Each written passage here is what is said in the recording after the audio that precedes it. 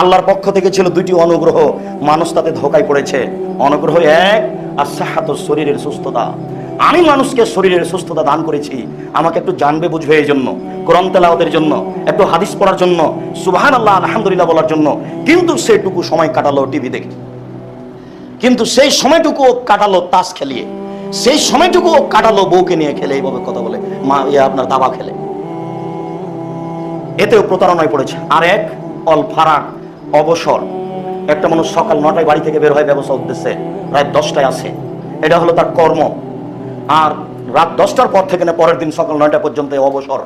এই অবসর সময়টুকু খেলতামাশার জন্য নয়, এই অবসর সময়টুকু টিভি দেখার জন্য নয়, এই অবসর সময়টুকু ঘুমানোর জন্য আর তাসবিহ তাহলিল জিকির আজকার কোরআন তেলাওয়াতের জন্য। মানুষ দুইটি অনুগ্রহকে ভুল বুঝেছে। এক, শরীরের সুস্থতা। দুই, মানুষের জীবনে অবসর।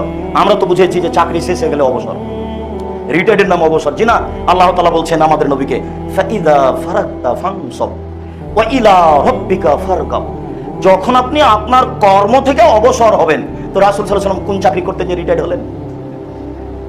যখন আপনি আপনার কর্ম থেকে অবসর হবেন, তখন আপনি কঠোর পরিশ্রমে আত্মনিয়োগ করুন। তাহলে ওই কর্মের চেয়ে কর্ম কঠিন। সারা দিন ডিউটি করেছেন, ধরেন দাঁড়িয়েছিলেন, পাহারাদার হয়েছিলেন, 8 ঘন্টা পাহারাদার ব্যাংকের, এটা কর্ম। ওটা যত কঠিন ছিল, এখনকার সময়টা আরো কঠিন বলে আল্লাহ বলছেন। সেটা কি? মনটা চাচ্ছে একটু টিভি চালাই, তখন বিবেক বলছে না, তাসবিহ গণনা করতে হবে, যে কোরআন তেলাওয়াত করতে হবে। যে মনটা চাচ্ছে, শরীর খুব ক্লান্ত, ঘুমিয়ে যায়, কিন্তু আল্লাহ বলছেন না, কিছুক্ষণ কোরআন তেলাওয়াত করতে হবে, কিছুক্ষণ বই পড়তে হবে, কিছুক্ষণ সুবহানাল্লাহ আলহামদুলিল্লাহ বলবে। দেখেন আল্লাহ কেন বললেন ফাইদা ফারাগতা ফানসব।